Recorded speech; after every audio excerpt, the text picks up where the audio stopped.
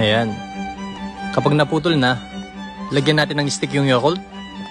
Lagyan din natin yung isa. Ayan. Kapag natusok na, pwede na natin i-freezer. Ayan guys, 2 oras na nakalipas. So pwede natin kunin. Ayan, sobrang tigas na. Ang sarap ata na ito, grabe.